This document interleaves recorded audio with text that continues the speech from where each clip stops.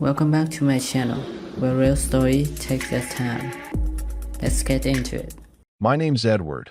I'm 31 now, but this story really started when I was 26. The year I finally stopped believing that family loyalty meant sacrificing myself for people who wouldn't even flinch watching me drown. I grew up in a house where success was measured by one person's standards, my older brother, Noah. He was the visionary, the leader, the golden example of what a real man should be. My parents worshipped him like he hung the moon. Every time he had an idea, no matter how reckless or absurd, they'd light up like he'd just discovered fire. Meanwhile, I was the practical one, the one who paid attention to reality, the one who didn't dream big enough, according to them. I guess in their eyes, stability wasn't as impressive as chaos dressed up as ambition. It all started becoming clear when I was finishing college. I'd studied computer science and wanted to build my own software consulting business. I'd been freelancing since my second year, picking up small clients and saving everything I could. By the time I graduated, I had a few steady contracts and a small emergency fund. Nothing glamorous, but something real. When I told my parents I wanted to grow it into a full business, my dad just smiled in that patronizing way of his and said, "That's nice, Ed, but you need real capital to make money. You can't just code your way to success." That same week, Noah announced he wanted to open a high-end sneaker store in the city. He had no business plan, no background in retail, and no clue about management, but my parents looked at him like he was destined for greatness. My mom immediately started talking about how they could invest in his dream.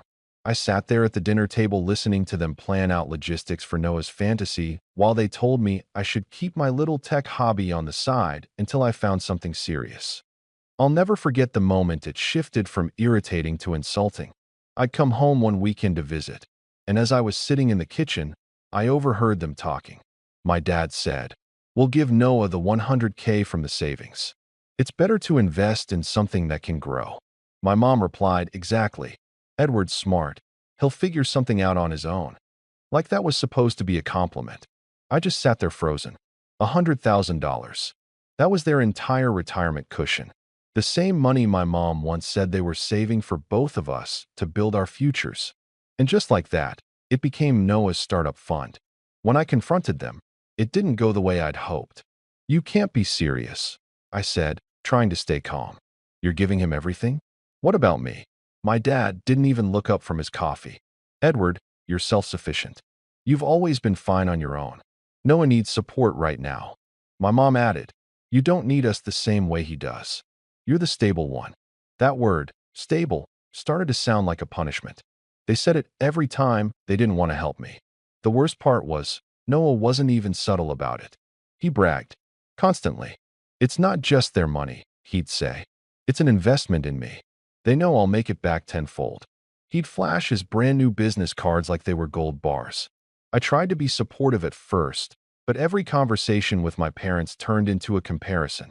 "You should take notes from your brother," my mom said once. "He's fearless. You always overthink." I kept my distance after that. I poured everything I had into my work. My consulting business started small, mostly local clients who needed help building e-commerce systems. I spent countless nights teaching myself new frameworks, staying up until 3 a.m. debugging code, working alone in my apartment with cheap instant coffee and the hum of my old desktop fan. There was no family cheering me on, no one investing a dime. But little by little, I started growing. Meanwhile, Noah's sneaker store became the talk of the family. Every holiday dinner was a recap of his entrepreneurial journey. My parents would beam at him, ask about the store, the customers, the brand. They never once asked how my projects were going. They didn't care that I'd just landed my first corporate client or that I'd finally broken 6 figures in annual revenue. If I brought it up, my dad would nod politely, like I'd just said I'd found a lucky penny. Things took a turn a year later. I got a call from my mom one afternoon. Her voice was tight. "Edward," she said, "your brother's business isn't doing well. He needs some help with marketing. Maybe you could build him a website." I had to bite back my frustration. "You mean for free?" I asked. She sighed. "Just until things pick up again. You know how hard he's working." I shouldn't have said yes, but I did. I built Noah a full site, integrated e-commerce, even helped set up his online inventory system. He never thanked me. Not once. 2 weeks later, I saw him on Instagram bragging about his new online launch, claiming he had done all the digital work himself. My parents commented under his post with little heart emojis and "so proud of you." That was the first time I really let myself feel the anger. Not just the frustration, the anger. Because no matter how much I did, it was never enough. They wanted Noah to succeed, and they wanted me to stay small enough not to threaten his ego. By year 2, Noah's store started crashing hard. The rent was too high, his inventory too expensive, and his staff constantly quitting. My parents poured more money in. Every time I came by, they looked more tired. I'd see unpaid bills on the kitchen counter, credit card statements they'd try to hide. When I asked if everything was okay, my dad said, "We'll be fine. Your brother just needs a bit more time." Then, one night, Noah called me out of the blue. "You should lend me something," he said. Just like that. No greeting, no explanation. I remember laughing, thinking it was a joke. "I don't have money to throw around," I said. He scoffed. "Come on, Ed. You're doing fine. I've seen your LinkedIn updates. You've got clients. Help me out a little." "I'm not your bank," I replied. "You had help from mom and dad already." He went silent, then said something I'll never forget. "They helped me because they believe in me. You don't get it. You're not the star. You're just the guy who gets by." That line hit harder than I'd like to admit. I hung up, sat there in the dark, and realized I was done trying to earn respect from people who'd already decided I didn't deserve it. That night, I made a decision, one I didn't tell anyone about. I started expanding aggressively, pouring every bit of my profit back into the business. I stopped talking to my parents as much. Every call became a reminder that Noah's failures were my responsibility to fix. I cut down visits, ignored guilt trips, and started building something that was mine alone. I didn't owe them updates, explanations, or free labor anymore. It took 3 more years before things really shifted. My company took off after a big contract with a multinational retailer. Suddenly, I was managing a small team, traveling for work, and negotiating deals that dwarfed anything I'd ever imagined. I didn't tell my family. I wanted silence. I wanted peace. And then, last month, 5 years after that phone call, I got a knock on my gate. It was Noah. He looked older, exhausted, eyes wild. And before I could even open my mouth, he started shouting, "How did you get this?" His voice echoed off the driveway, his face red with disbelief as he stared at my house. My $6 million home. The one they all swore I'd never have. After that night, things between me and my family changed. Or maybe they didn't, and I was just finally seeing the truth for what it was. Every visit home became heavier. Every phone call felt like walking through a minefield of subtle jabs and comparisons. My parents were masters of emotional manipulation disguised as concern. If I didn't drop by for Sunday dinner, my mom would sigh over the phone, saying things like, "You've changed, Eddie. You never used to be so distant," as if distance hadn't been the only thing keeping me sane. The truth was, Noah's store was falling apart faster than anyone wanted to admit. My parents were deep in denial. They acted like everything was temporary, that a big investor was always just around the corner. But when I stopped by one weekend, I saw it with my own eyes. The shelves were half empty, dust on boxes that hadn't moved in months, and a handwritten sign taped to the front counter that said, "All sales final." Noah wasn't even there.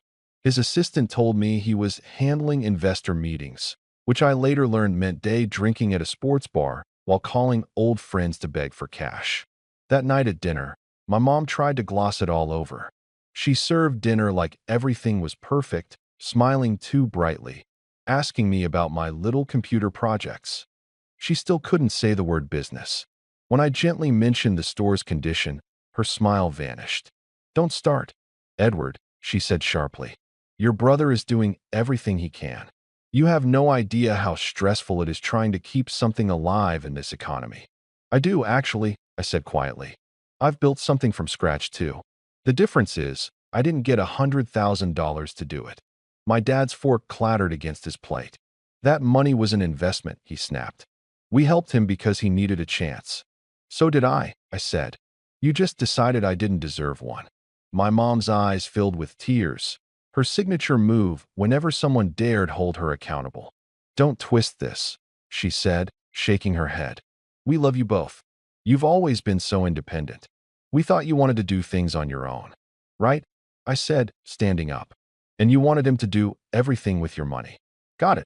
I didn't stay for dessert. After that, the gap between us widened. My calls went unanswered, and when I did hear from them, it was always about Noah, how hard he was working, how the market was just unfair, how I should be a good brother and help him with just a few things. My mom even tried guilt-tripping me into giving Noah a job.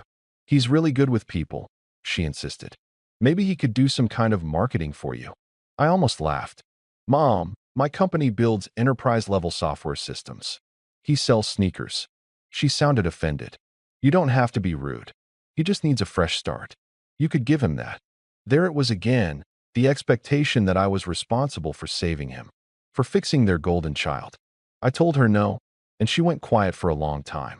Then she said, "You'll regret it if you don't help your brother when he needs you most." That line stuck with me, not because I believed it, but because I realized she actually did. In her mind, it wasn't Noah's fault for failing. It was mine for not rescuing him. A few months later, I heard through an old classmate that Noah's store had officially closed. Apparently, he'd taken out multiple loans under the business name, loans my parents had co-signed. They'd lost nearly everything. I didn't hear it from them, of course. I found out by accident. When I called to check on them, my mom acted like everything was fine, but there was something brittle in her voice. "We're just reorganizing a few things," she said. "Don't worry about us." I wanted to believe her, but when I stopped by unannounced, the house told the truth. Furniture was missing. The driveway was empty where my dad's car used to be, and my parents looked years older, tired, hollow. I offered to help, genuinely. "I can cover a few bills if you need," I said carefully. My dad's pride flared immediately. "We don't need your charity, Edward." "It's not charity," I said. "It's just," he cut me off. "We supported you for 18 years. You can't lecture us on responsibility." I swallowed the words I wanted to say, that they hadn't supported me, they'd supported him. Instead, I nodded and left. I figured they'd rather sink in silence than accept help from the lesser son. Meanwhile, Noah went dark. His phone number was disconnected. He stopped posting online. The only time I saw his name pop up was when a debt collector mistakenly sent me a letter meant for him. For a while, I almost felt sorry for him. But then the resentment crept back. Because when I thought about everything, the money, the favoritism, the gaslighting, I realized none of it had been about love. It was about control. They'd spent years reminding me I didn't need them, so that when they finally turned their backs, I wouldn't have the right to complain. 2 years later, I got a surprise invitation. My mom texted me out of nowhere. "Family dinner this Sunday. Please come. It's important." Against my better judgment, I went. I told myself maybe they wanted to reconcile. Maybe there was some acknowledgement waiting, some tiny glimmer of growth. I should have known better. When I arrived, Noah was already there. He looked rough, thinner, eyes sunken, a mess of stubble on his jaw. But he was smiling like he'd just won something. My parents were practically glowing, like they'd been waiting for this moment. "Edward," my mom said warmly, ushering me in. "We're so glad you came. Sit down, sweetheart." The table was set like it was Christmas. Candles, fine china, the works. I sat uneasy. Something about the atmosphere felt rehearsed. My dad cleared his throat. "We've been thinking about the future," he began. "And we believe it's time to come together as a family again. To rebuild." I glanced between them. "What do you mean?" Noah leaned forward, resting his elbows on the table. "I've been working on something new," he said. "A brand revival, but bigger. I've learned from my mistakes." He gestured toward my parents. "They believe in me. They know this time will be different." I stared at him. "And what does that have to do with me?" My mom smiled, the kind of smile that used to mean trouble. "We thought it would be wonderful if you joined forces. You could handle the technical side, and Noah could do the creative and marketing aspects." I blinked. "You're serious?" "Of course," she said softly. "You're both so talented. Together, you'd be unstoppable." I looked at Noah. He was watching me with this smug, expectant grin, like he already knew I'd say yes. So let me guess, I said slowly. You want me to build everything, and he gets the credit again? My dad's expression darkened. Don't start with that attitude. This isn't about ego. No, I said, it's about using me. Again, my mom's tone shifted, pleading. Edward, we're trying to fix things. Don't make this harder than it needs to be. I stood up. You're not trying to fix anything. You're trying to rebuild him using me. Noah rolled his eyes. Always the victim, huh? You act like you're so much better. You wouldn't even have your business if it weren't for us teaching you work ethic. I laughed under my breath. You mean the same work ethic that got your store shut down? The silence that followed was thick enough to choke on. My dad's face turned red. My mom's eyes darted nervously between us, and Noah just glared at me with that bitter envy I'd seen since childhood. I left before the night could implode. My mom called after me. You're breaking this family apart. But it was already broken. I was just the first one who stopped pretending it wasn't. From that point on, I went no contact. It wasn't easy. Years of conditioning made me feel guilty for even setting boundaries. But for the first time in my life, the silence felt peaceful. My business flourished. I expanded, hired a full team, and moved into a house I'd never thought I'd afford. Every success came with a mix of pride and sadness. Pride because I did it on my own, sadness because I knew they'd never celebrate it. And I was right. When word eventually got around, when my name started appearing in trade magazines and local business news, I didn't get a single call from my parents. Not a congratulations, not even a text. Just silence. Until the day they suddenly showed up at my office. It was a Tuesday. I was in the middle of a meeting when my assistant knocked and whispered, "There's a couple here saying they're your parents." I froze. I hadn't seen them in almost 2 years. Against my better judgment, I let them in. They walked in like they owned the place, my dad scanning the office, my mom smiling that fake, delicate smile. "You've done well for yourself," my dad said, eyes flicking over the minimalist decor and the city view behind me. "What are you doing here?" I asked. "We need to talk," my mom said softly. "It's about Noah." I should have known things weren't going to be simple when my parents stepped into my office that morning, but nothing could have prepared me for what actually happened. I led them to the small lounge area where I usually took calls or had informal meetings. My dad's eyes roamed, taking in the sleek furniture, the city skyline, the sense of control I'd finally managed to carve out for myself. My mom smiled, that same soft, calculating smile, like everything was fine and they were entitled to be here. I tried to maintain my composure, but inside I was already bracing myself for the inevitable manipulations. After a few awkward pleasantries, my dad leaned back and said, "Edward, we've been thinking a lot about the past, about everything that's happened with Noah. You've been distant, but maybe there's a way to bring the family back together." I crossed my arms. "I'm listening." My mom picked up the thread, her voice syrupy with false warmth. "Your brother is in a difficult position. He's struggling to start over, and he's realized that he might need your help after all." I blinked. My heart sank a little, but I tried to stay neutral. I had no illusions that they suddenly saw reason, but I wanted to hear what they were actually proposing. "Your brother wants to invest in one of your projects," my dad said, as if it were the most casual thing in the world. "He thinks it's a great opportunity, and he's hoping you'll let him be part of it. He has some capital left from a small loan he got." I forced a smile, biting back the sharp edge in my voice. "You mean he wants to leech off me, just like he always has?" My mom's face fell, almost hurt. "Edward, don't be like that. He's learned a lot. He's matured. He just wants a fresh start." I laughed quietly, shaking my head. "You realize this is the same brother who blew $100,000 you gave him, right? The same brother who disappeared for months and left you both in debt." My dad's jaw tightened. "We were willing to help him because we believed in him. That's different." I could feel the old resentment bubbling up, the same fire that had fueled me for years. "And what about me? Did you ever believe in me enough to risk anything? Did you ever step in when I could have used help?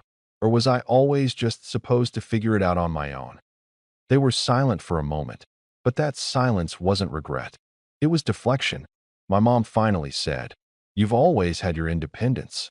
You don't need us the way Noah does." I stood up. feeling the old familiar surge of anger. And that's exactly the problem. For a while, nothing happened. Then my dad cleared his throat and said, "Well, since you're so successful now, we thought maybe it was time to put old grievances aside, to make amends." I felt a flicker of hope, a dangerous, foolish flicker. Could it be possible? Could they finally acknowledge the imbalance, maybe even apologize? But then my mom's next words hit me like a punch in the gut. "We've already set everything up. Noah is listed as a co-investor in your newest development project. All the paperwork is finalized." I froze. My chest tightened, a cold, sinking feeling spreading through me. "Wait, what do you mean all the paperwork is finalized?" I asked, my voice shaking slightly, trying to keep it calm. "They're already partners," my mom said softly, almost pityingly. "We just wanted you to know before it officially went through." My hands went clammy. "Partners? My projects?" He's part of my company now." My dad nodded. It seemed fair. After all, we've always tried to keep the family together. "You don't want to alienate your brother, Edward." The words felt like knives. Every achievement, every sleepless night, every moment I'd poured into building my company suddenly seemed threatened. He hadn't earned a thing. Not a single iota of my work, my capital, my creativity. And yet here he was, inserted into my company like some entitlement grant. I couldn't believe it. I'd kept my business lean, efficient, controlled. Everything he was about to ruin because my parents decided that family loyalty trumped merit. I wanted to scream, but I held myself together. You just made him my partner?" I asked, barely able to get the words out. "It's not like that," my mom said, reaching for my hand. I flinched away. "It's a family thing. We're trying to give everyone a chance. You've been doing so well, so independent. It's time to let Noah catch up." "No," I said firmly. "Absolutely not. This isn't a family thing. It's theft. It's manipulation. You've deliberately broken my trust." My dad's expression hardened. "We're not breaking your trust. We're giving your brother an opportunity he never had before. You're being dramatic." I laughed, bitter and low. "Dramatic? I've spent years building this from nothing, watching every cent count, watching every late night pay off, and you just hand him a seat at my table without even asking me? That's not dramatic. That's betrayal." My mom's smile faltered. "Edward, you don't understand. He's your brother. Family comes first. We just want to see both of you succeed." I felt like I was shaking, though I didn't move. My mind raced through every insult, every slight, every time I'd been pushed aside, every time my accomplishments were minimized so that Noah's failures could be elevated. And here they were, at it again, playing puppet masters, deciding I should share my hard-earned work with someone who hadn't earned a thing. I thought of all the nights I'd worked alone, all the weekends I'd given up, all the moments I'd felt exhausted and invisible while my family cheered Noah's reckless decisions. And suddenly, the full weight of the betrayal hit me. This wasn't just another slap in the face. It was everything. It was the culmination of years of favoritism, neglect, and manipulation. It was the thing that made me question every family dinner, every holiday, every smile my parents had ever given. "Do you even hear yourselves?" I asked finally, my voice tight. "Do you even realize what you're doing? You're trying to insert him into my life, into my business, like I'm not a person capable of saying no. Like my effort, my sacrifices, my work mean nothing." My dad's eyes flashed with anger. "Edward, enough. We're just trying to help your brother. You've been so selfish, always taking pride in being independent. It's time to think of someone else for once." "Selfish?" I almost shouted. "I'm not selfish. I'm protecting what I've built. You're the selfish ones, giving away what doesn't belong to you, deciding my life for me." My mom's voice cracked, soft and wounded. "We're your parents. We know what's best." "No," I said, shaking my head, my hands curling into fists. "You don't know what's best. You've spent my entire life deciding I didn't deserve help, and now you're trying to give him my future on a silver platter. You don't get to decide that anymore."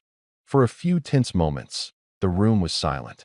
I could feel my heartbeat in my ears, the cold sting of tears threatening to break free. And then my dad did the unthinkable. He reached into his bag and pulled out a stack of papers, legal documents, contracts, filings. It's already done, he said, his voice low but firm. He's a partner. There's nothing you can do. My stomach dropped. I snatched the papers, scanning the signatures, the notarizations, the legal jargon. My parents had gone behind my back, executed the contracts, and inserted Noah into my company without so much as a hint of discussion. My blood ran cold. This wasn't just favoritism anymore. This was a calculated act to undermine me, to strip me of my achievements, to control me through my own work. I felt numb, my mind struggling to process the enormity of it. Betrayal didn't even begin to cover it. Every memory of their passive-aggressive favoritism, every subtle slight, every comparison to Noah crystallized into one undeniable truth. They'd never respected me, never cared for me, and had only ever wanted to manipulate me into playing by their rules. I stared at my parents, my voice shaking despite myself. I trusted you. I trusted you to at least respect my decisions, my life, my work. And this is what you do? This is how you repay me. My mom's eyes welled up, but it was no comfort, just another performance. Edward, please, we're trying to bring the family together. Don't throw this away. I took a deep breath, feeling the anger, the hurt, the years of frustration coalescing into a singular, chilling clarity. You didn't bring the family together. You destroyed my trust, and I'll never forgive this. I walked out of the office without looking back. The weight of their betrayal pressed down on me, a suffocating, bitter presence I could not shake. And as I drove home that night, the only thing I could think was that the war wasn't over. It had just begun. After that confrontation, I felt hollow. Every nerve in my body ached from the betrayal, and for a few weeks, I didn't know if I could even face the business world. I kept telling myself I was fine, that this wasn't going to destroy me. But the first week after discovering my parents had legally made Noah a partner, I barely slept. Every time I closed my eyes, I saw his smug face, heard my mom's, "We're trying to bring the family together," and my dad's condescending smirk. I felt like my life had been hijacked, every step I'd taken erased by a stroke of their pen. I retreated. I stopped checking emails, avoided calls, and didn't answer texts from my staff that weren't urgent. My apartment, which had always been my sanctuary, became a place I barely recognized. Clothes scattered, dishes piled up, and my laptop, my life's lifeline, untouched for hours at a time. It was like the world had become a blur. The people I trusted, my parents, my brother, had proven themselves untrustworthy in the most painful way possible, and I wasn't sure I could trust anyone again. Financially, things were okay. My company had a steady stream of clients and recurring contracts. I was still making a comfortable income, but emotionally, I had hit rock bottom. I remember lying awake one night staring at the ceiling, thinking about how much easier it would have been to give up entirely, to sell the business, walk away, move somewhere no one knew me, and start over. I imagined that life. Anonymity, simplicity, zero family obligations, zero manipulation, zero betrayal. It was tempting, almost intoxicating. But somewhere in that dark pit of anger and despair, a spark lit. It was small at first, just a thought. Why should I give up what I built because my family is rotten? The idea grew, subtle but insistent. If they want a war, I can fight on my own terms. I realized that their betrayal had handed me something valuable, clarity. No more illusions. No more pretending that their love was genuine. I didn't need them to validate me. I didn't need them to approve my success. And most importantly, I didn't need them to feel superior. I started planning quietly.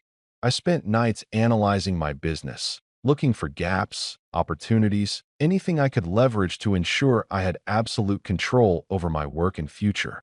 I upgraded my systems, automated processes, and brought in a small team of trusted freelancers. I made sure that no one, not even Noah, could touch anything without my direct approval. Every line of code I wrote, every contract I signed, I did with precision and purpose. For the first time in years, I felt a sense of empowerment. I had hit rock bottom, but from that base, I could rise. I wasn't just surviving anymore. I was building something that even my parents couldn't take from me, no matter what manipulations they tried. Slowly, life began to improve. I started taking on bigger clients, those who paid well and respected my work. I expanded into new markets, secured long-term contracts, and built a network that was mine alone. I was no longer just the independent son living under the shadow of my brother. I was a business owner with influence, credibility, and a vision I could execute without interference.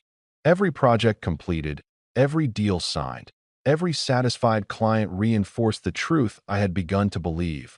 I didn't need them, and I would never let them control me again. During this time, I intentionally kept my distance from my family. I stopped reading their texts, ignored their social media posts, and refused to attend the occasional family gatherings my mom tried to rope me into. Their calls became less frequent, and that silence, while uncomfortable at first, became a protective shield. I didn't realize it at the time, but this period of isolation was crucial. It allowed me to focus completely on my own growth without interference, without the constant comparisons, without the guilt trips. Then came the turning point, a client referral that completely changed the trajectory of my business. A major retail chain needed a full-scale digital infrastructure overhaul, and the contact had been sent to me anonymously. Within weeks, the contract expanded into a multi-year agreement, bringing in more revenue than I had ever seen. Suddenly, my company was no longer just a small business. It was an emerging powerhouse. I hired my first full-time staff, formalized departments, and even started investing profits into new technology and development tools. At the same time, I began to develop a sense of invincibility. Every past slight, every betrayal, every bit of favoritism my family had shown Noah fueled a quiet, simmering motivation. I wasn't angry in the explosive way I had been during that office confrontation. Instead, my anger had become a tool, a lens through which I could strategize, focus, and grow. I thought back to every dinner table where my accomplishments were minimized, every time I was told to figure it out on my own, every time Noah got the praise for half-baked ideas. I realized that I could do more than just succeed. I could thrive in a way that made their favoritism meaningless. By the end of that second year after the betrayal, my company had outgrown my expectations. I moved into a larger office space, bought a brand new car, and even started planning a personal move, a house in a quiet, upscale neighborhood where I could truly feel secure and untouchable by the manipulations of my family. I had rebuilt myself from the ground up, stronger than I'd ever been, and every new success reinforced the lesson. Their approval was irrelevant. Their recognition was unnecessary. Their manipulation was powerless. And yet, even as I rose, I couldn't entirely escape the emotional residue. There were moments when I caught myself thinking about my parents, wondering if they had learned anything, if Noah had realized how undeserving he had been, if any of them had even questioned the morality of their choices. Those moments were brief, fleeting, but they reminded me that the wound was still fresh. It wasn't just about money or business control. It was about respect, trust, and the betrayal of everything I thought my family stood for. I kept building, kept expanding, and kept my life tightly controlled. By the time I turned 30, I was managing multiple large-scale projects, with a solid team and clients who valued me for my expertise. I had grown beyond the shadow of my family's favoritism. I had created a space where I was the one in control, where my decisions mattered, where my work and effort were recognized and rewarded. And that's when I finally allowed myself a small moment of quiet satisfaction. I looked around my new office, at my team working efficiently, at the skyline outside, and realized something important. I had won. Not in the way my parents or Noah would recognize, not in a flashy, confrontational way, but in a subtle, undeniable one. I had built something that was mine, that no one could touch, that had risen from the ashes of betrayal. I didn't contact my family. I didn't gloat. I simply kept moving forward, knowing that the power I had gained through my work and my resilience was absolute. I had turned their manipulation and favoritism into fuel, and I had used it to build a life they couldn't undermine. But the calm, the control, the quiet victory, it wasn't going to last forever. Because as I was about to discover, even when you rise above the people who tried to destroy you, The past has a way of catching up, and some people are too entitled to ever accept that they were wrong. After years of quiet growth and careful building, I finally reached a point where I wasn't just surviving. I was in a position to control my own narrative. My company had grown to a scale I'd only dreamed of back when I was coding alone in my tiny apartment, surviving on instant noodles and stale coffee. I had clients who relied on me for critical projects, a loyal team I trusted completely, and contracts worth more than anything my parents had ever imagined. But the thing I realized most clearly during this time was that success alone wasn't enough. I had to be strategic. I had to make sure that if I ever wanted to confront the people who had betrayed me, I could do it on my terms, without them being able to manipulate or control the outcome. It started with small steps. I diversified my business interests, investing not only in tech, but in real estate and startups that complemented my work. I studied business law, contract negotiation, and asset protection. Every piece of knowledge I gained wasn't just for the sake of growth, it was for leverage. I knew the only way to ever truly protect myself, and maybe finally make them regret what they'd done, was to build something untouchable, something they couldn't just walk in and sabotage. I also began tracking Noah's moves quietly. After all, he was still out there, likely trying to claw his way back into anything he could manipulate. I checked public filings, scouted the local business scene, and kept a casual eye on industry news that might give me insight into his current status. He hadn't disappeared entirely, of course. I caught whispers that he'd tried to start a few small ventures, none of which went anywhere. And that smug confidence, the same one that had fueled his entitlement for years, had not diminished. If anything, it had hardened into desperation. Then came the turning point that made the revenge plan more than just a thought. A merger opportunity presented itself through a client of mine who was expanding rapidly. They wanted to bring in a partner with the technical expertise to manage a multi-city rollout of their software systems. When I realized the scale of what they were offering, access to resources, influence over a growing network of companies, and the ability to leverage my knowledge across industries, I saw it clearly. This was my power move. This was my opportunity not just to solidify my independence, but to create the kind of wealth and influence that my parents and Noah could only dream about. I accepted the offer, but I didn't just jump in blindly. I negotiated from a position of strength, securing not only a significant equity stake, but also decision-making authority that made me effectively untouchable in matters that affected my projects. I surrounded myself with advisors, lawyers, and mentors who understood my goals and didn't carry the same emotional baggage I had with my family. Everything was deliberate. Every contract clause, every handshake, every email was calculated to ensure I had control. The real thrill, though, came when I realized how much this put me ahead of Noah. I had transformed the frustration and betrayal from years past into a methodical plan that left him powerless. I didn't have to confront him yet. I just had to be ready. I could watch from a distance, let him fumble, let him continue believing that his entitlement would carry him forward, all while I quietly amassed influence and resources that made me untouchable. I also started to rebuild a sense of personal satisfaction that I had ignored while climbing the business ladder. I traveled to conferences, gave talks, and cultivated a reputation in the industry as someone brilliant, disciplined, and entirely self-made. My parents would occasionally catch wind of mentions in articles or awards I received, and I could see it in the small ways they tried. The dropped hints, the casual mentions, the social media tags. But by now, I was untouchable, and their recognition was meaningless. Still, there was a part of me that felt the old anger simmering beneath the surface. It wasn't reckless or impulsive anymore. It was sharp, precise, and patient. I knew revenge wouldn't be about rage. It would be about timing, strategy, and undeniable proof that I had risen far above the people who had tried to keep me down. Every move I made in my professional life now had that dual purpose: success for myself and preparation for the day when I could finally show them just how wrong they'd been. By the end of that year, I wasn't just wealthy, I was influential. I had access to networks that spanned multiple industries, legal protections that guaranteed my control over my own ventures, and a team that would execute my vision without question. For the first time since I was a child, I felt completely untouchable. My parents had spent a fortune trying to prop up a failure. Noah had squandered every opportunity I'd ever handed him. And me?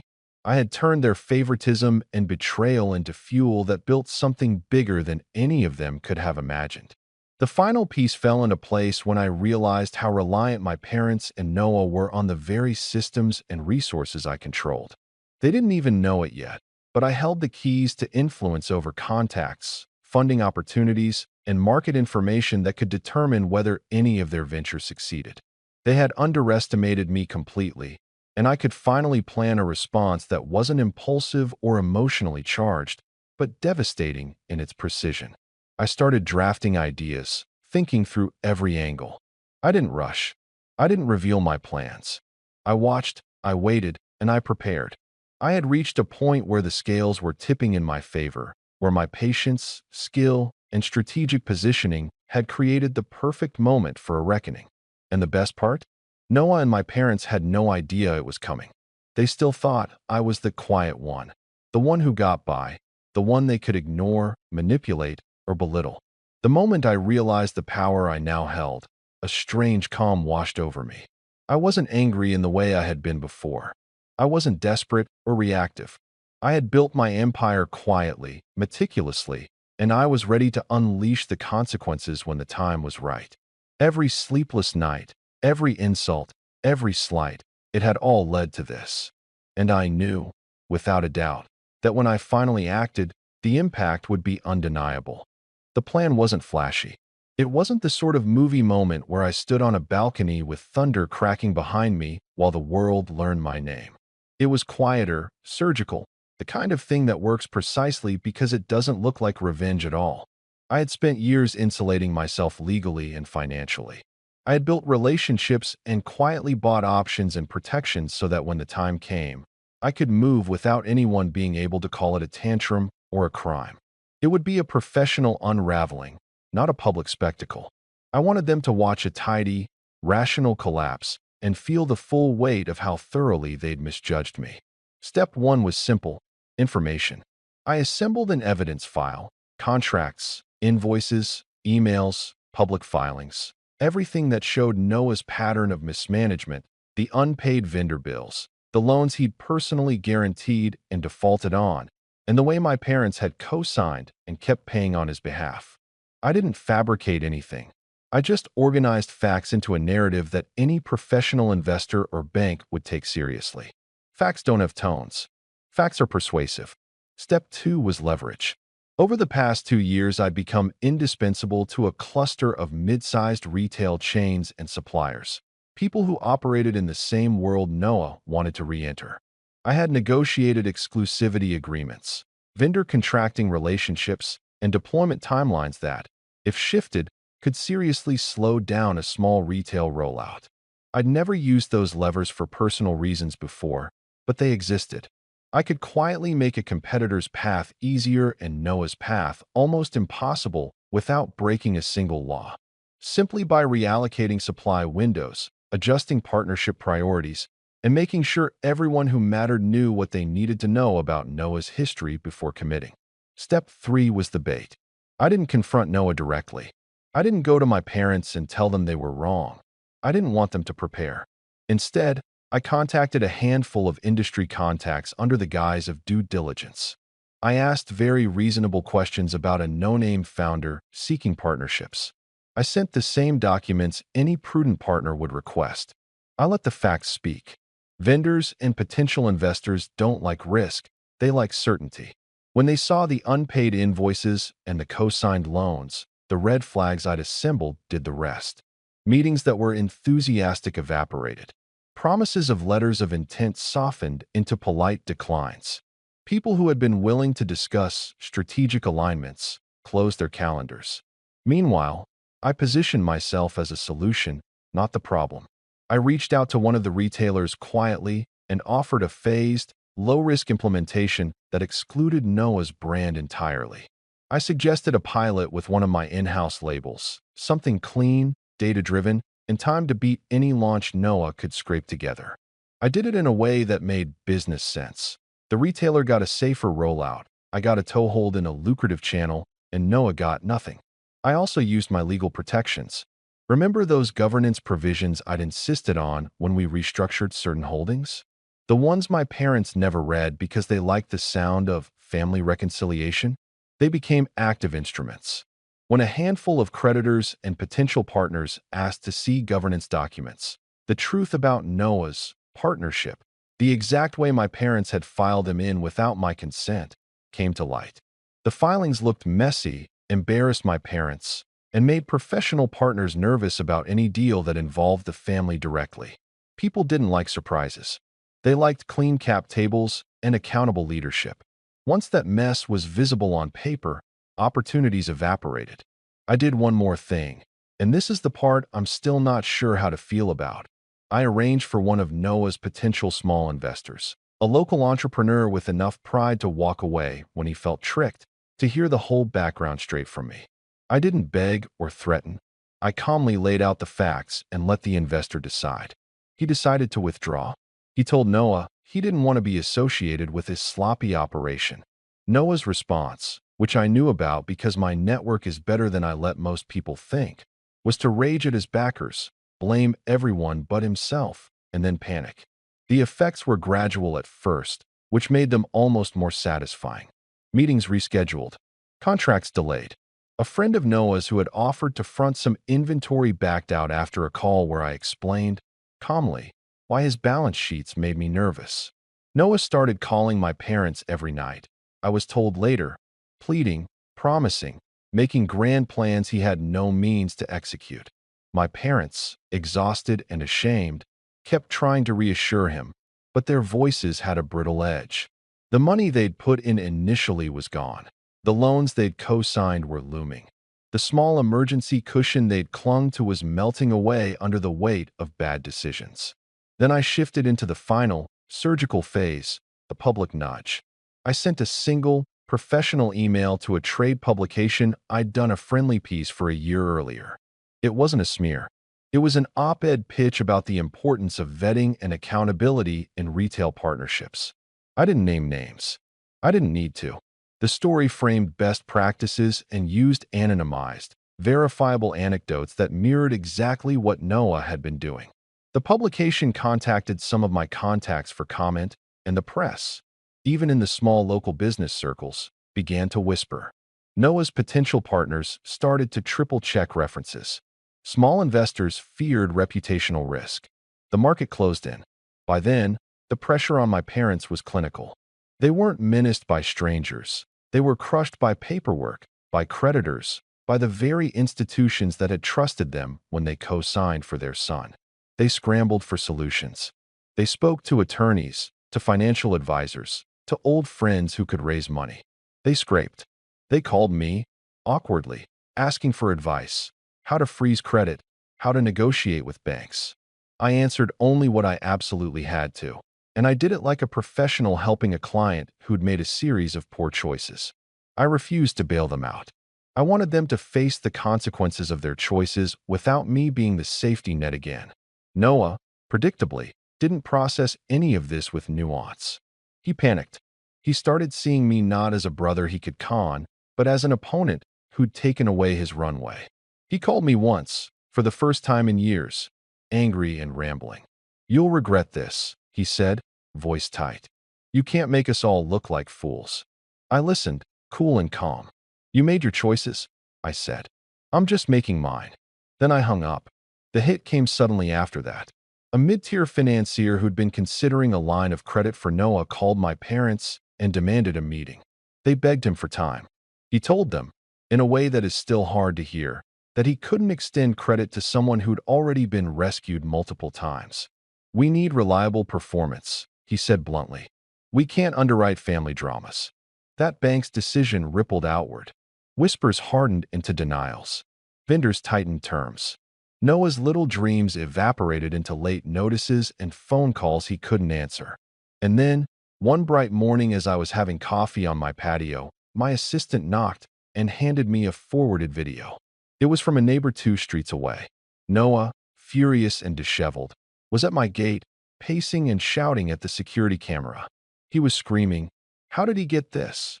at anyone who would listen. My heart thudded in a place I didn't expect, an odd mix of vindication and a hollow, strange pity.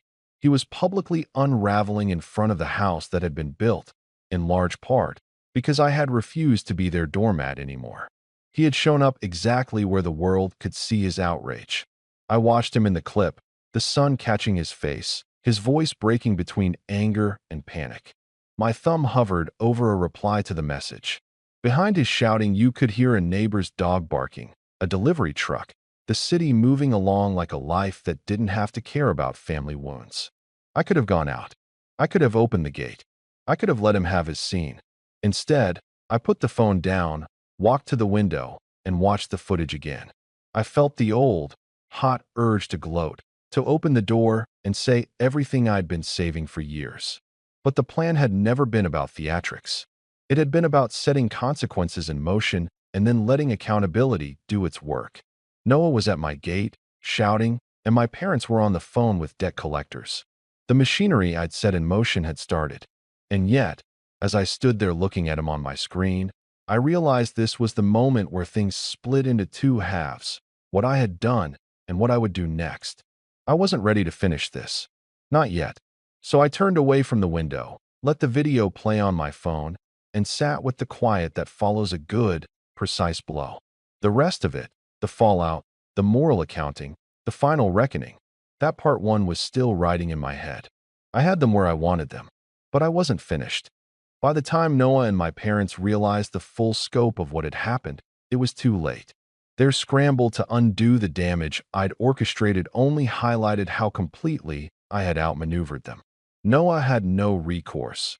Contracts rescinded, investors pulled, vendors unwilling to work with someone so thoroughly unprepared and financially unreliable. Every attempt he made to fix the mess only exposed more of his mismanagement, which in turn strengthened my position. It was methodical, almost clinical, the way consequences cascaded. My parents, on the other hand, were trapped in the reality of their own enabling. All those years of favoritism, of co-signing loans, of trying to prop up a failure, had left them financially strained and publicly embarrassed. Word spread quietly through our social circles about Noah's ventures collapsing and the reality that my parents' interventions hadn't helped him at all. Every well-meaning relative, every family acquaintance who had once praised Noah's potential now saw the truth. He was unprepared, and my parents had mismanaged their support. I didn't need to do anything more. Their reputation crumbling on its own was satisfying enough. Noah's desperation turned increasingly theatrical. There were phone calls I heard about through mutual contacts, frantic meetings that ended in silence, and public displays of frustration that made him a figure of ridicule. I had ensured all his remaining avenues for help were blocked, not maliciously, but by carefully steering them to rational, risk-averse decisions. Banks wouldn't lend, investors wouldn't commit, and partners wouldn't collaborate. He had spent a lifetime taking shortcuts, relying on my family's money and influence, and now the world had stopped catering to him. My parents attempted to intervene one last time. They tried calling me, asking for advice, begging me to help him see the way forward. I responded once, calmly and deliberately, the way a professional would with a client who had made repeated errors. I've already protected my interests. Noah will need to find his own path now. I didn't gloat. I didn't smile. I just spoke the truth. Their silence afterward was telling.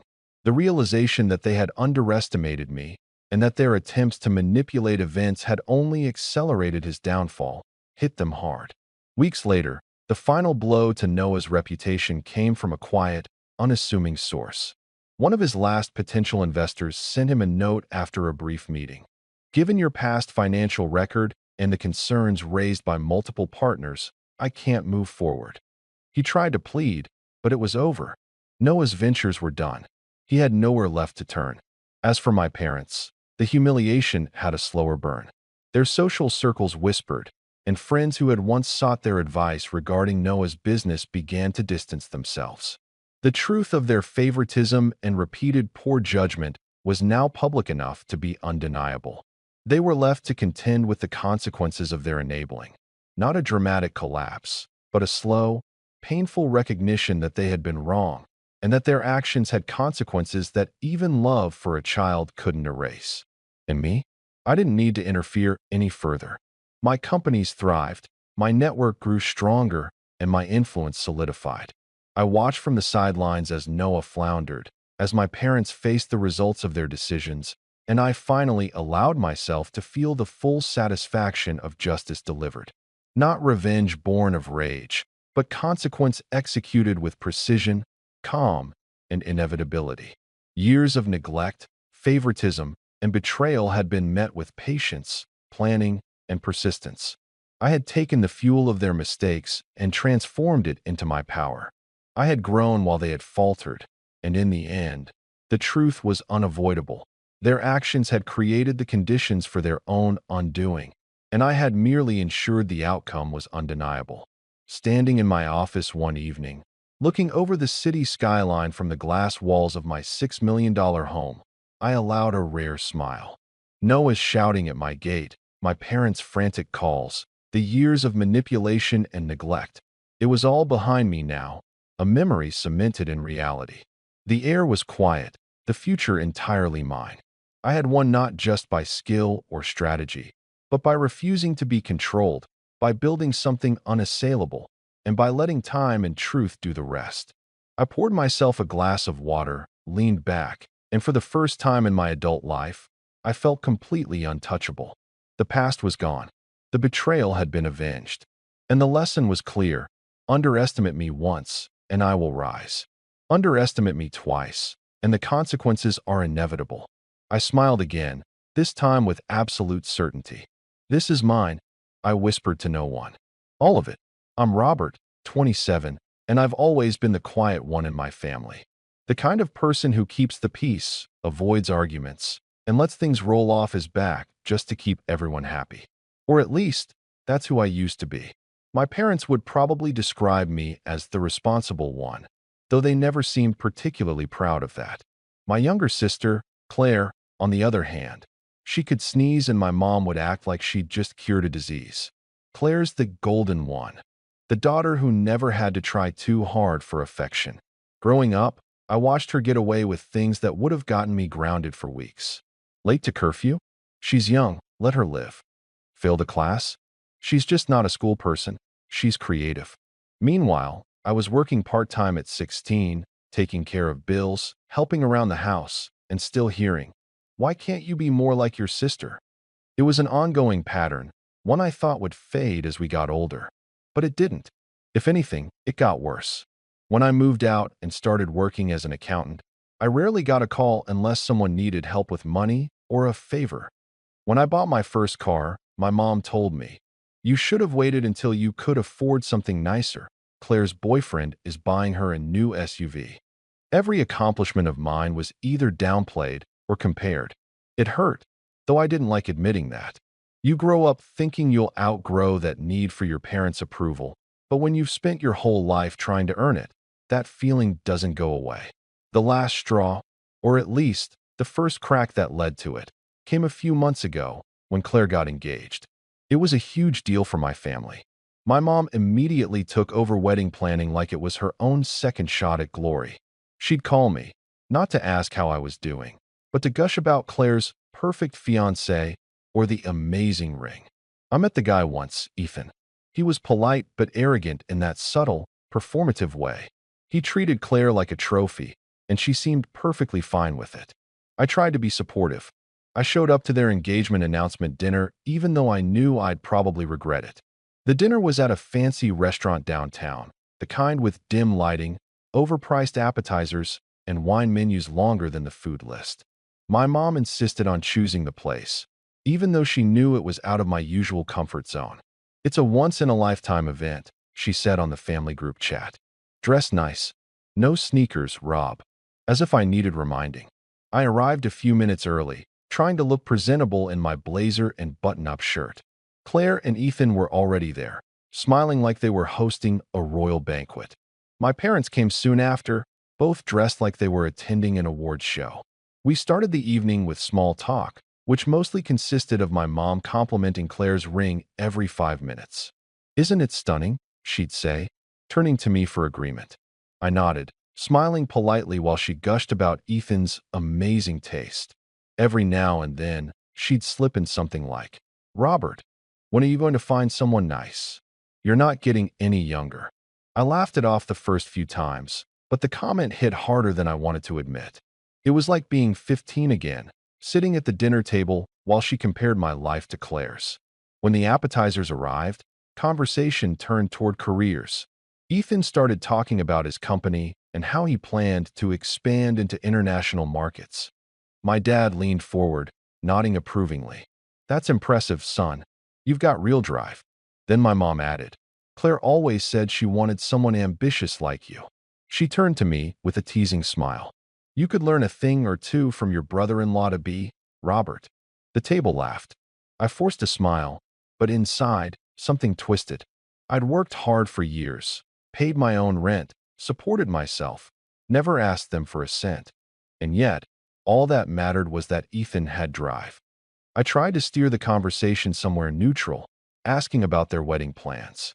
Claire launched into a detailed rundown: venue, color schemes, guest list, while Mom nodded along proudly. Every so often, she'd add, "We're going to make sure it's perfect. My daughter deserves nothing less."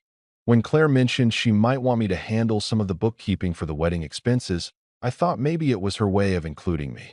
But Mom cut in before I could answer. "Oh, no. Honey, let's not mix family and business. Robert's got enough on his plate. We'll find someone professional." That stung more than I expected. I'd done freelance accounting for small events before, and she knew it. It wasn't about the job. It was about the dismissal, that subtle reminder that I wasn't the one they trusted. As the night went on, the conversation got more comfortable, for everyone except me. My mom and sister kept sharing inside jokes, laughing about Claire's old prom dress disaster and the time she almost set the kitchen on fire, stories that ended with, "Oh, Claire, you were such a handful." I sat there, smiling tightly, remembering how differently things went when I made mistakes. I wasn't a handful. I was irresponsible. The waiter refilled our drinks, and my mom lifted her glass. "Let's make a toast," she announced, standing slightly, her eyes gleaming. "To my beautiful daughter Claire, our shining star, our success story, the one who makes this family proud." She paused dramatically. "To the daughter who actually made us proud." Everyone laughed. Even Ethan chuckled, like it was some harmless family joke. But I felt my chest tighten. "Actually made us proud." The words sank like a stone in my stomach. I looked down, pretending to adjust my napkin so no one would see my expression. My dad smiled at Mom's joke, raising his glass. "To Claire," he said. I raised my glass too, though my hand felt heavy. My mom's eyes flicked toward me, maybe to check if I was being a good sport. I managed a weak smile. Inside, something had snapped. I'd spent my whole life trying to earn their respect, and they still treated me like a background character in my sister's success story. After the toast, I excused myself to the restroom just to breathe. I stood in front of the mirror, gripping the sink, trying to calm down. It wasn't the first time she'd humiliated me in public, but this time, it felt different. There was something final about it, like a line had been crossed that I couldn't ignore anymore. When I came back to the table, dessert had arrived. Claire was feeding Ethan a bite of cheesecake while my mom cooed. "Aren't they adorable?" The sight almost made me laugh, not because it was cute, but because it was so typical. My family loved appearances. They loved the performance of perfection, even if it came at someone else's expense. I didn't say much for the rest of the dinner. I just watched, silent, letting their words wash over me. But in my mind, I was already thinking ahead, about how tired I was of being their afterthought, about how much I'd let slide over the years, and about how, for once, maybe it was time to stop letting them walk all over me. And then the check came. The waiter placed it right in front of me, maybe assuming I was the one who'd called for the reservation. My mom looked at me expectantly. "Robert, you can take care of it, right? You're the responsible one." Claire giggled. "Yeah, come on, big brother. You make the big bucks now, don't you?" I looked at the check, then back at them. For a moment, I didn't move. The whole table waited. My mom smiled, clearly assuming I'd just sigh and pay like I always did. But something in me had shifted since that toast. I slowly pushed the check toward the edge of the table and looked at the waiter, my voice calm but firm. "Actually," I said, "put it on the proud daughter's tab." The table went silent. My mom froze mid-smile, her expression flickering like she couldn't quite process what I'd said. The waiter blinked, clearly unsure if I was serious. I didn't break eye contact with my mom. "You heard me," I added quietly. "The proud daughter can cover it." The waiter nodded hesitantly and turned to Claire. She looked stunned. My dad's mouth opened slightly, like he wanted to say something but didn't know how. My mom's hand tightened around her glass, and for the first time in years, I saw something in her face I'd never seen before: uncertainty. For a moment, no one spoke. The sound of clinking glasses and low conversation from nearby tables filled the silence that had fallen over ours. My mom's smile faltered, her fingers tightening around her wine glass like she was trying to steady herself. Claire blinked rapidly, the confused laughter still frozen on her lips. Ethan leaned back in his chair, half grinning, half awkward, clearly enjoying the drama but pretending he wasn't. The waiter hesitated by Claire's side, not sure whether to collect a card or wait for someone to intervene.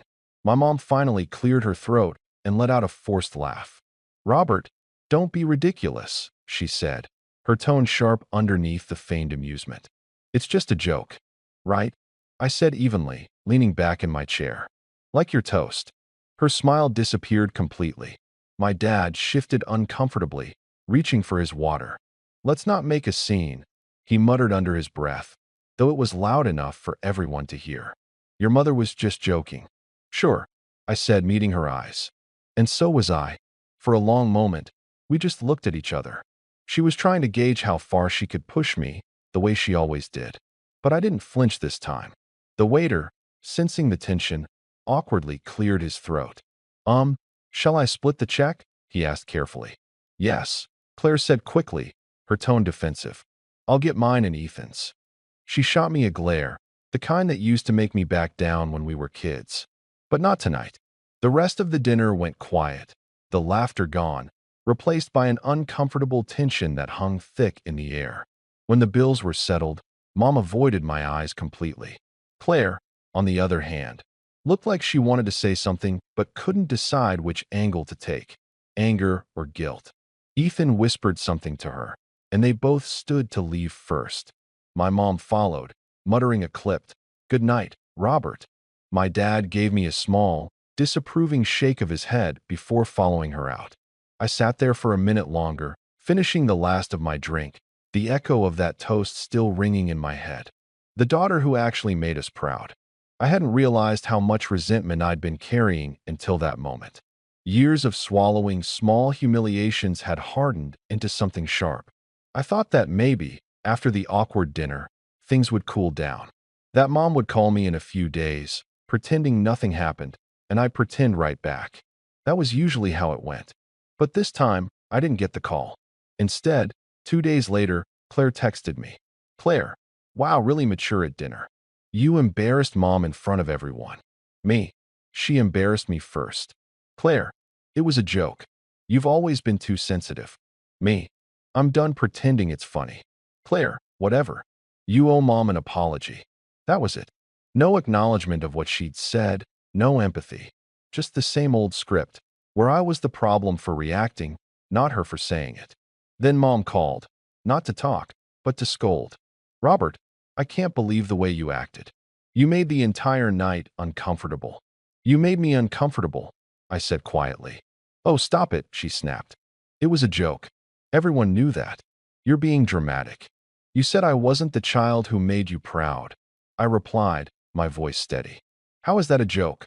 She sighed like I was a disappointment she had to manage. "You're twisting my words. You always do this. Make yourself the victim. Do you have any idea how hard it is to deal with you sometimes?" There it was. The sentence I'd heard in one form or another all my life. "Deal with me.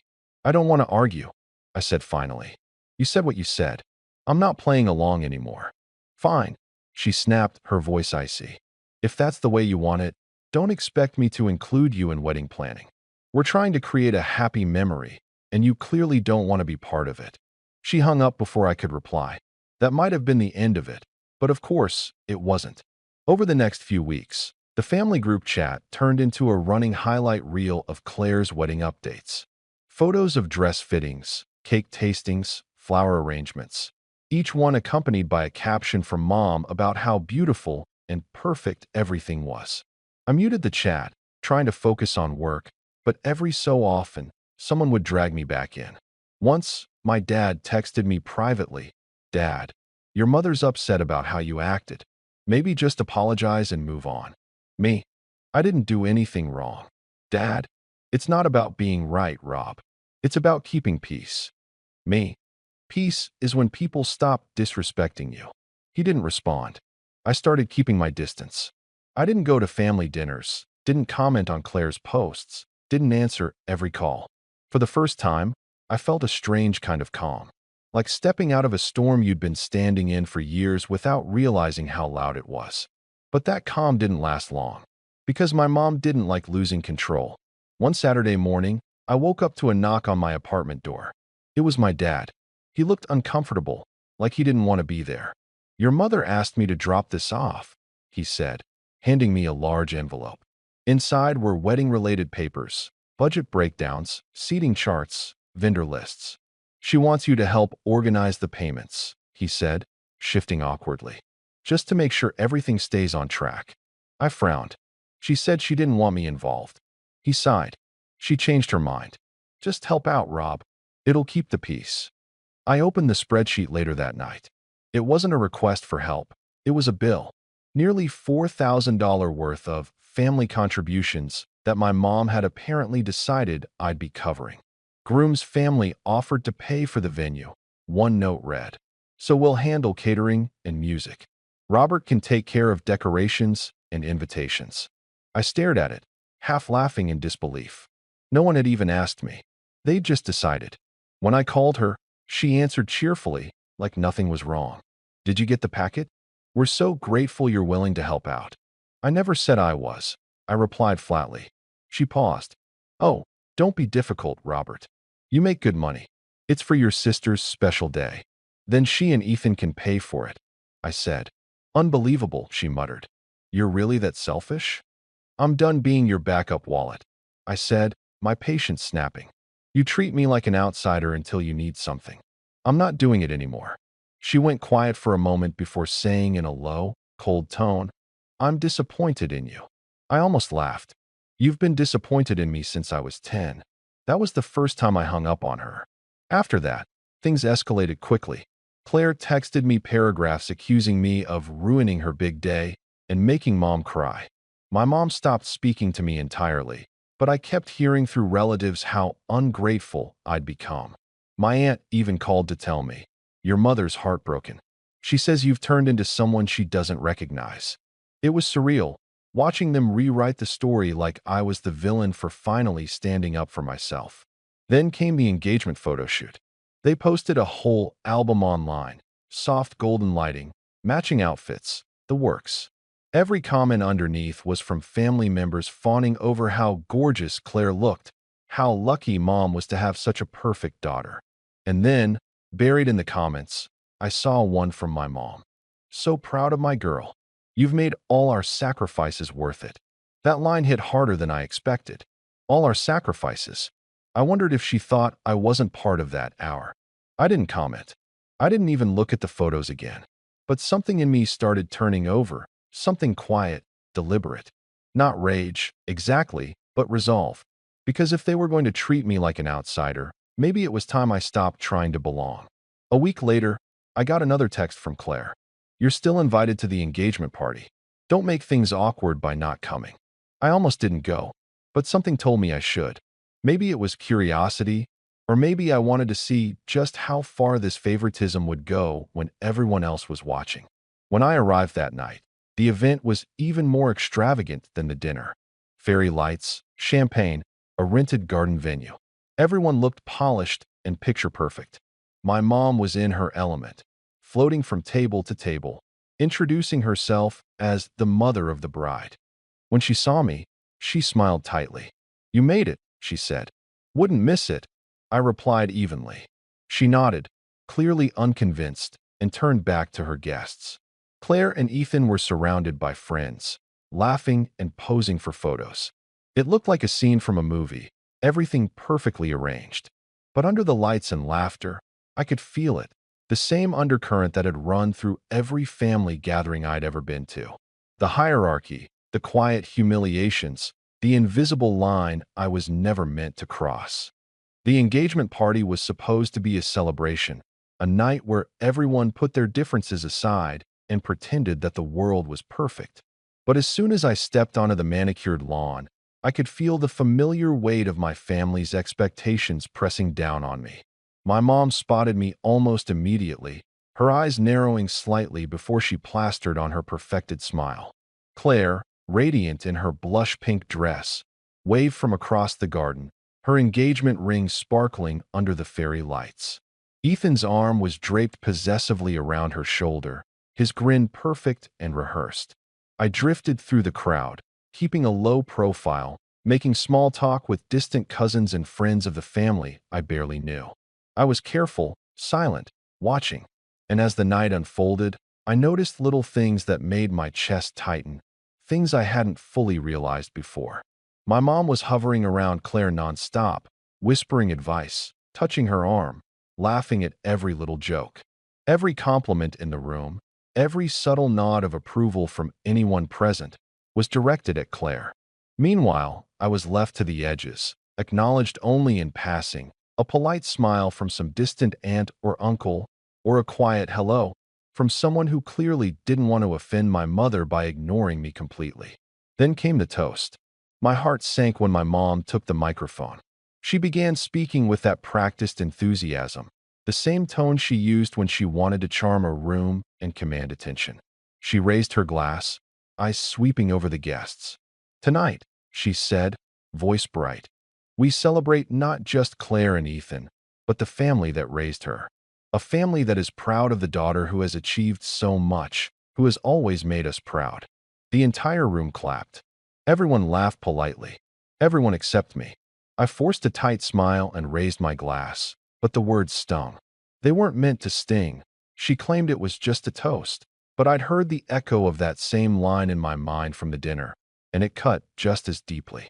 I glanced around the table, looking for anyone to see the unfairness of it, but no one did. No one cared. After the applause, people began mingling again. Claire drifted past, smiling at everyone, radiant and oblivious. Ethan was speaking to some of the more affluent guests, and my parents were busy flitting between tables, collecting compliments and gossip. I decided to step outside for a moment, needing air. I walked to a quiet corner near the garden's edge, letting the cool night wash over me, trying to calm the storm that was building inside. I replayed the last few months in my mind. The dinner, the toast, the spreadsheet, the texts, the cold silences, and a strange, cold clarity began to settle over me. I had been a fool. I'd been patient, considerate, careful. I'd kept my emotions in check, taken my side of the family's dismissive behavior, and let it slide.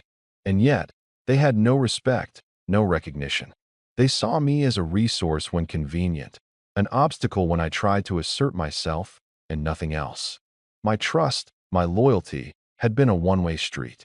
And tonight, I realized it wasn't just favoritism or neglect anymore. It was betrayal. I turned back toward the crowd just as I saw her, my mom, sneaking off toward the garden's side exit. She was carrying a small envelope and slipping it into her purse, casting a careful glance around to make sure no one was watching. Something in my gut told me to follow. I kept my distance, letting the shadows cloak me as I trailed behind her. She didn't notice, or maybe she thought no one cared. She stopped near the back of the garden, near the small hedge maze that separated the main venue from the parking area. She reached into her purse, pulled out the envelope, and opened it. My curiosity was overwhelming. I stepped closer, heart hammering, trying to catch a glimpse of its contents without being seen. And then I saw it. It was a check. Not a wedding check or deposit, but a personal one, written out to Claire's name. The amount was staggering, enough to cover a significant chunk of the wedding expenses. My heart dropped. My mom was paying for a large portion of Claire's wedding herself. Not that I'd been asked, Not that she'd bothered to discuss it with me, not even a hint of collaboration. She was doing it in secret, as if she could buy her favorite child's happiness while keeping me in the dark. And then it hit me. This wasn't just generosity. This was strategic. By covering most of the wedding, she ensured that everyone's attention would be on Claire and Ethan, that the spotlight would never shift. And more than that, she had deliberately withheld any offers for me to contribute, leaving me sidelined and humiliated once again. The betrayal wasn't just emotional. It was tangible, monetary. She was manipulating the narrative, as she always had. But this time, the stakes were higher, the damage deeper. I stepped back, heart pounding. My mother's eyes were scanning the garden, making sure no one saw, and I suddenly understood the level of control she had been trying to maintain. All these years, she had positioned herself as the gatekeeper of respect and approval, doling it out strategically, like some cruel game. And now, as I realized the depth of her actions, the sense of betrayal was overwhelming. This wasn't just favoritism. It was a calculated move to keep me in my place, a reminder that no matter what I did, I would always be secondary. I wanted to confront her right there, to yell, to demand answers, but a strange calm settled over me instead. Years of frustration, of being disregarded, of small humiliations and constant comparisons had sharpened my resolve. I wasn't going to make a scene. Not yet. Not when the stakes were this high.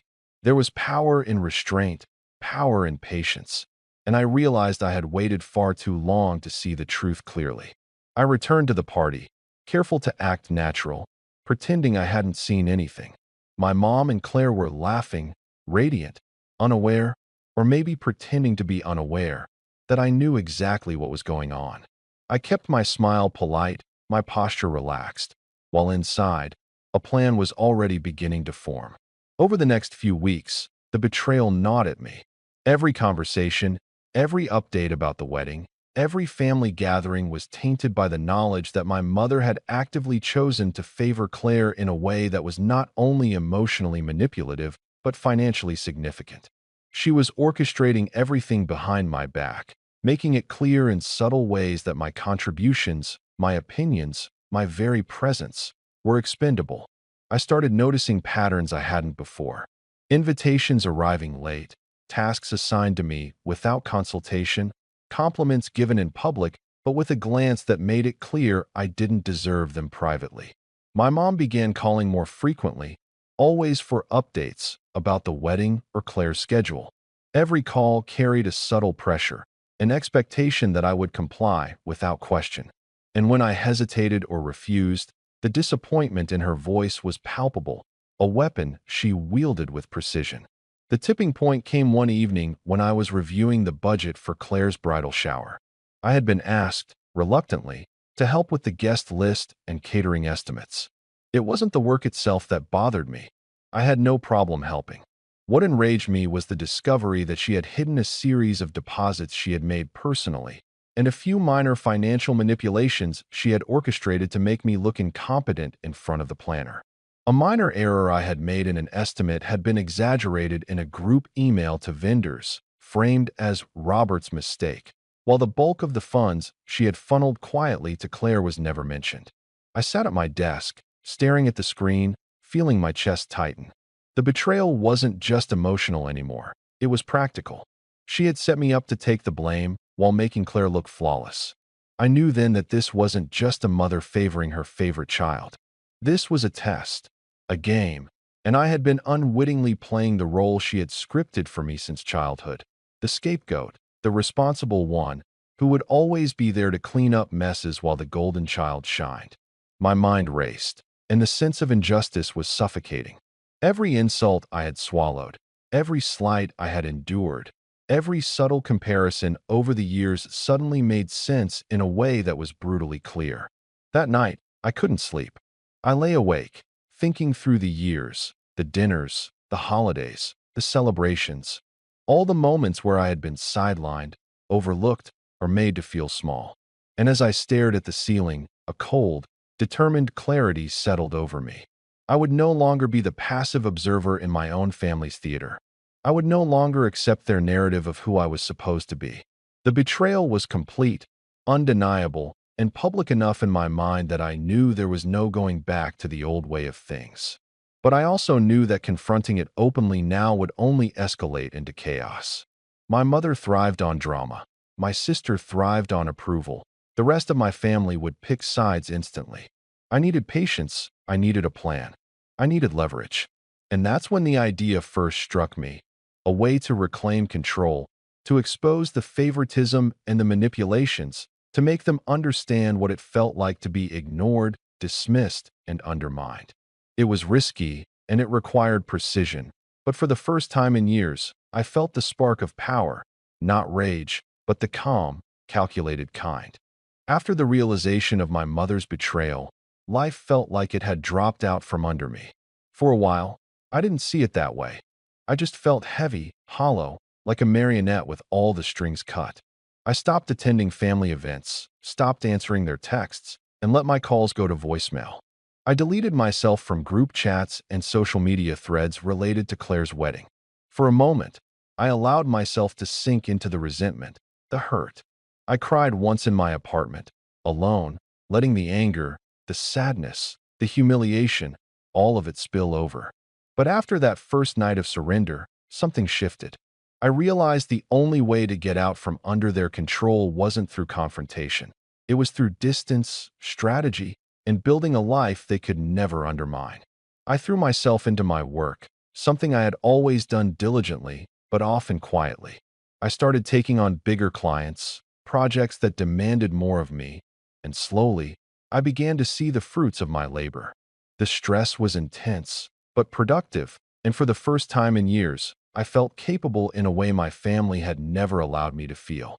Each new success, every recognition from colleagues or clients, was a reminder that my value wasn't defined by their approval. Money and power became a sort of quiet revenge in itself, proof that my life wasn't dependent on the family narrative they had tried to write for me. During this time, I started analyzing my family's financial and personal patterns, not obsessively, not in a way that was unhealthy, but carefully, strategically. I realized they had always operated on assumption and control.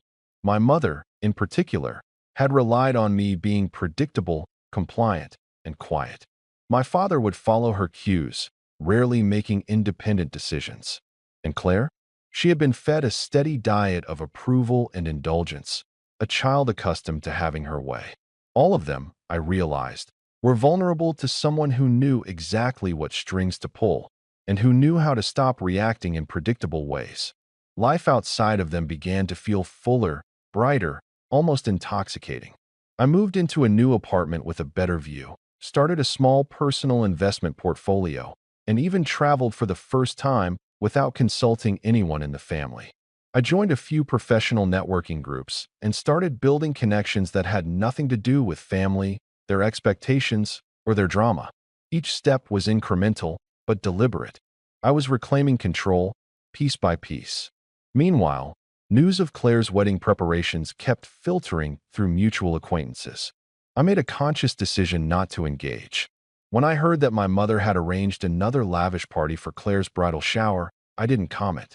When relatives tried to prod me into doing the right thing and helping with decorations or catering, I politely declined, citing work obligations or prior commitments.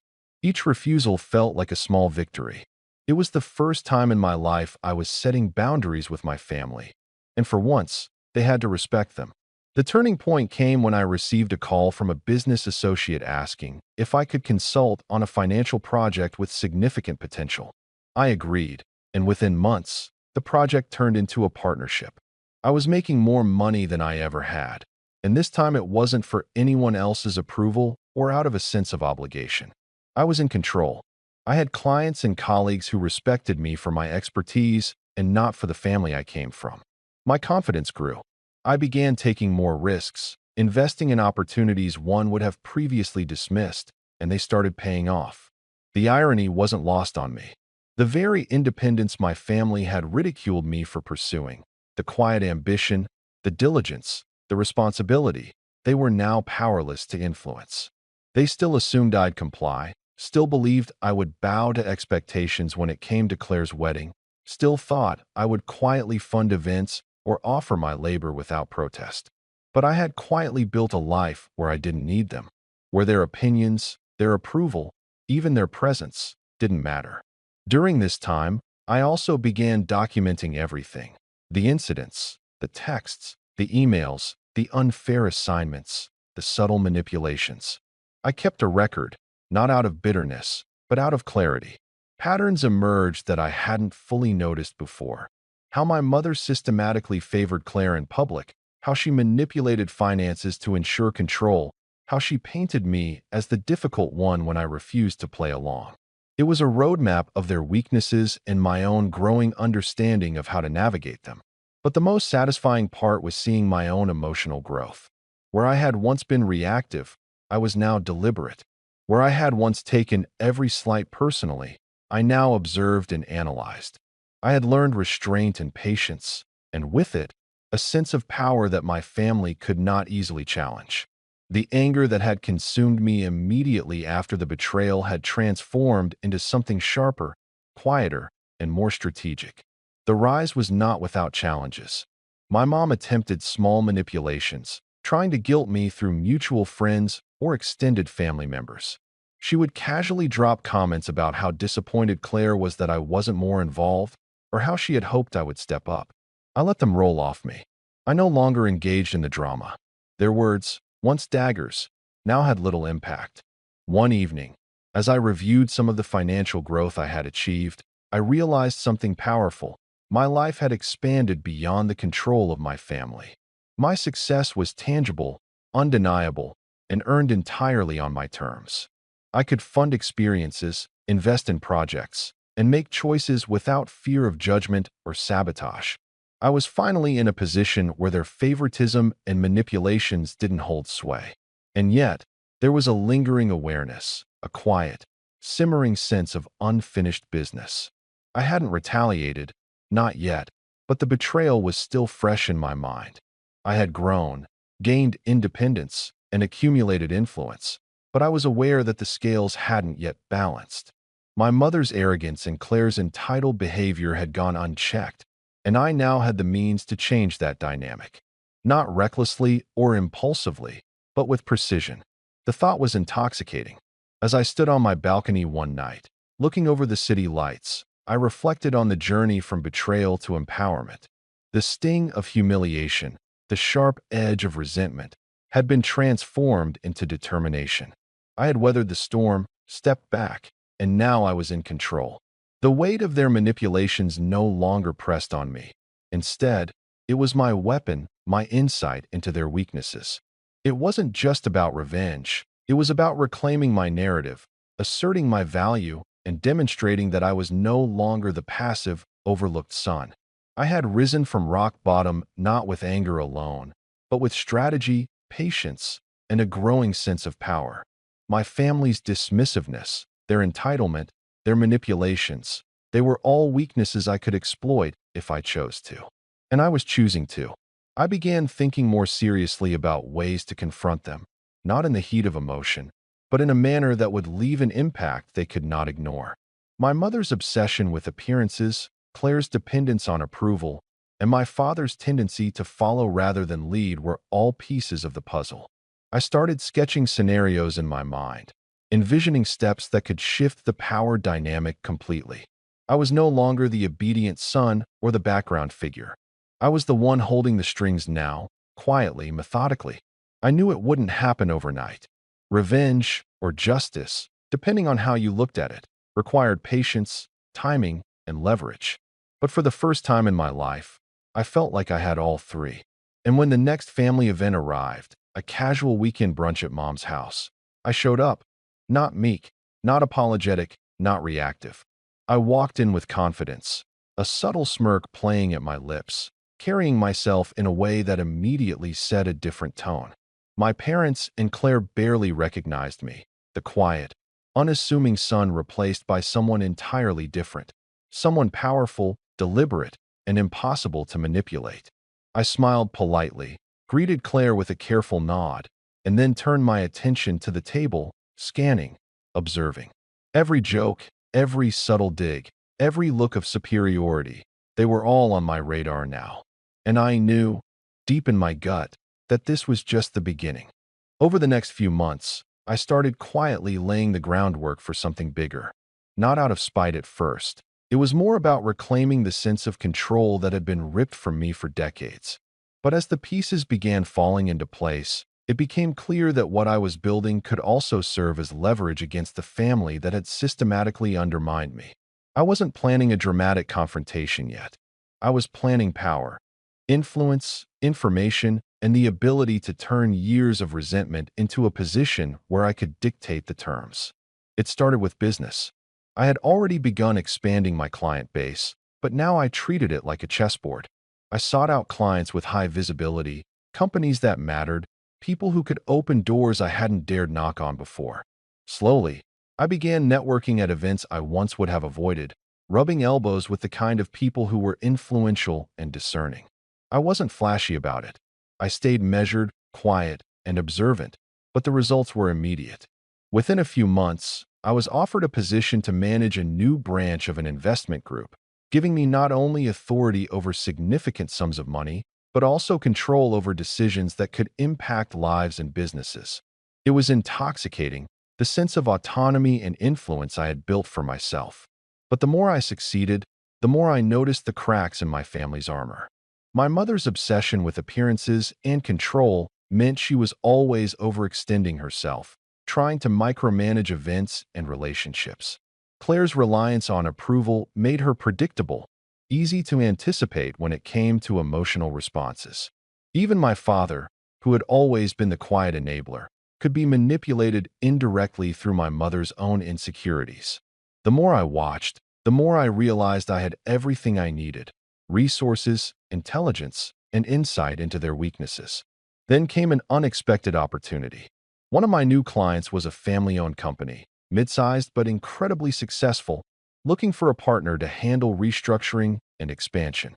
As I got more involved, I discovered that the company's ownership was fragmented. Shares were divided among several family members, some of whom were uninterested in the business's day-to-day operations. One of them, a cousin who had a soft spot for fairness and logic, confided in me that the board was looking for someone external to manage the expansion. I immediately recognized the potential. If I played my cards right, I could gain not just influence over a successful business, but real authority and leverage. I threw myself into the project with methodical precision. I studied the company inside and out, learning its weaknesses, its operational gaps, and its untapped potential. I proposed new investment strategies, offered insights into cost reduction, and presented a vision for growth that impressed even the most skeptical stakeholders. Within weeks, they offered me the role, Vice President of Operations, with real decision-making power and access to sensitive financial information. It was more than I could have hoped for, and I realized the implications immediately. I now had credibility and influence that extended beyond the family. I wasn't just the overlooked son anymore. I was a rising force in a real-world sphere, with the means to shape decisions and outcomes. And most importantly, the skills I was honing in this professional arena, negotiation, strategic planning, financial acumen, were transferable to the personal battlefield I'd been quietly observing for years. The personal leverage began almost accidentally. During one board meeting, a senior member mentioned that a large shareholder was considering selling some of their stock. It struck me immediately that if I could secure those shares, I'd have a direct line to ownership influence, a tangible asset that could not be dismissed or ignored. I moved quickly, negotiating carefully, discreetly acquiring a meaningful stake in the company. It wasn't just about money, it was about power. I was now in a position where my decisions carried weight, where I had a tangible impact on outcomes that mattered. At the same time, my family continued in their predictable pattern. My mother's obsession with Claire reached fever pitch as wedding preparations accelerated. Claire began leaning on my parents more than ever, taking for granted that they would fund and facilitate every detail of her life. Invitations for events, seating arrangements, and lavish gifts flowed seamlessly from mom and dad, while I remained on the periphery, intentionally ignored, as if my presence could somehow taint the perfection of Claire's life. It was during this period that I realized something critical. My family's strength, what they considered control, was actually their vulnerability. Their dependence on appearances, their reliance on social validation, and their expectation that I would always conform were all weaknesses I could exploit, provided I maintained patience and discretion. I began mapping out scenarios, thinking through every possible angle, every possible reaction. I wasn't rushing. I was positioning myself to act with precision when the moment was right. Then came the final piece of the puzzle.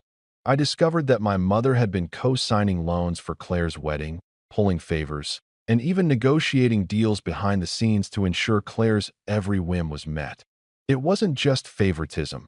It was manipulation of financial instruments to maintain control over the narrative and the outcomes. And yet, none of it was documented formally, at least not in a way that Claire or Mom could access independently.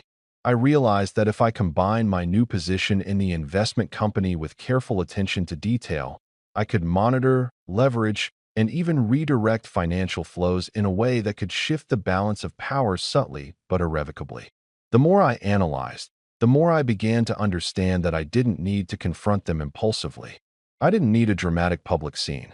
The key was patience, timing, and strategic application of the knowledge and influence I now possessed. Every wedding update I ignored, every text I didn't answer, every polite boundary I maintained added to my credibility and reinforced my control over my own life. Meanwhile, I continued building my network, expanding my influence, and cultivating allies who respected me for my acumen rather than my last name. I also invested time in personal growth outside of finance and strategy. I learned negotiation tactics, subtle persuasion techniques, and ways to influence outcomes without direct confrontation. I practiced calm confidence in social settings, refined my public speaking, and honed my ability to read people with precision. Every interaction with colleagues, clients, or acquaintances became a training ground, sharpening skills that would later be invaluable in my family arena. During this period, my emotional state transformed as well. The hurt and resentment that had consumed me gradually gave way to clarity and control. I wasn't angry in the same raw, reactive way I had been during the engagement dinner. Instead, I felt calm, deliberate, and increasingly confident in my ability to shape outcomes on my terms. The betrayal I had suffered became less a source of pain and more a source of insight.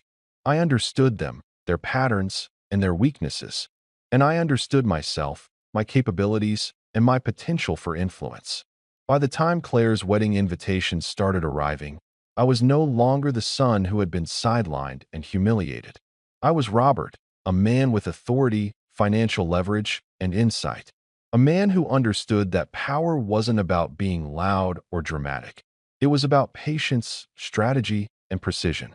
I could participate in the family sphere if I chose, or I could operate entirely outside it, quietly guiding outcomes in ways they would never anticipate. I was ready. The final confirmation of my readiness came one evening when a high-level client meeting ended successfully. As I walked out of the office into the cool night air, my phone buzzed. It was a notification from a distant cousin, someone I hadn't spoken to in years. They were casually forwarding an article about wedding planners and budgeting, tagging Claire. It was a small thing, trivial even, but it was a reminder of how connected yet predictable my family's world was. I smiled to myself. Every move they made could be anticipated, every action mapped. And now, I had the means to do more than anticipate.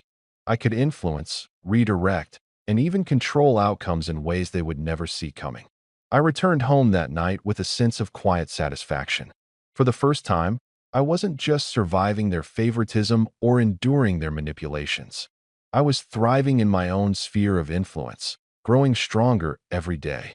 I had risen from betrayal and humiliation to a place of power, insight, and opportunity. The pieces were in place. The timing would be critical. The execution would have to be flawless. And I knew one thing with absolute certainty. When the time came, they would not see it coming. The night of the main wedding rehearsal arrived, and I showed up not as the overlooked brother, but as someone entirely different, calm, confident, and unshakable. I carried myself with the same polite composure I had perfected over months of strategic planning, smiling at distant relatives, shaking hands with vendors, and quietly observing. My presence alone caused subtle tension.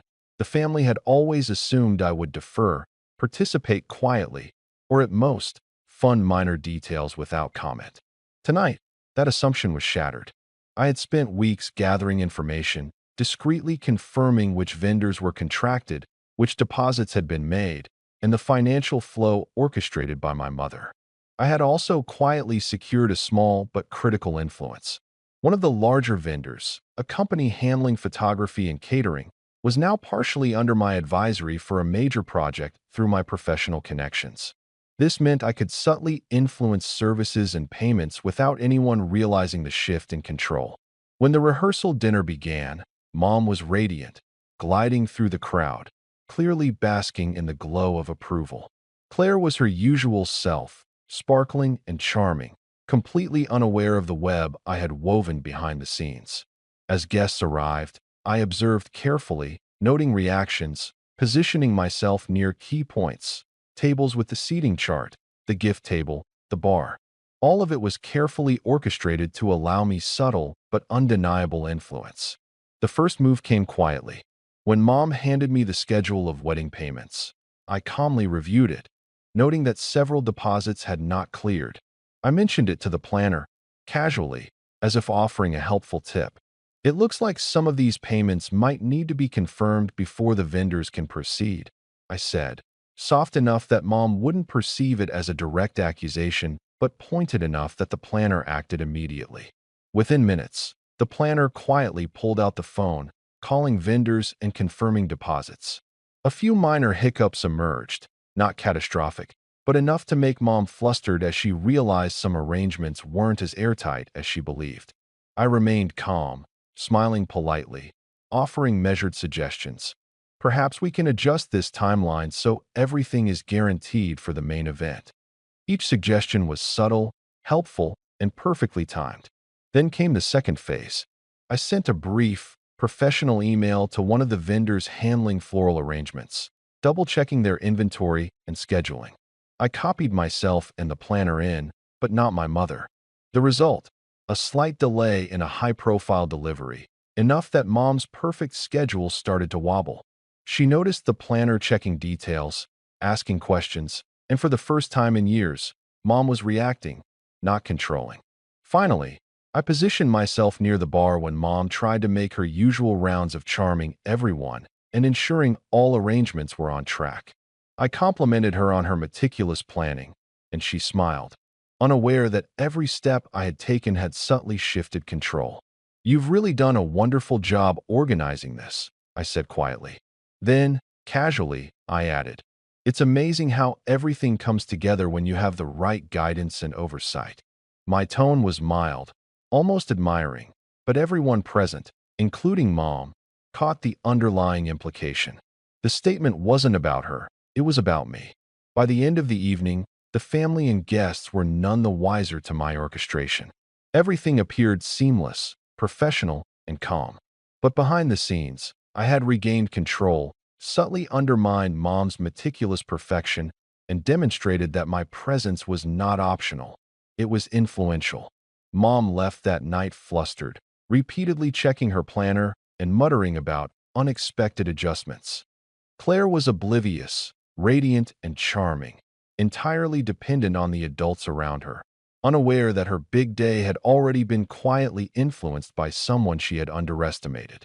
As I drove home later that night, I felt an almost intoxicating calm.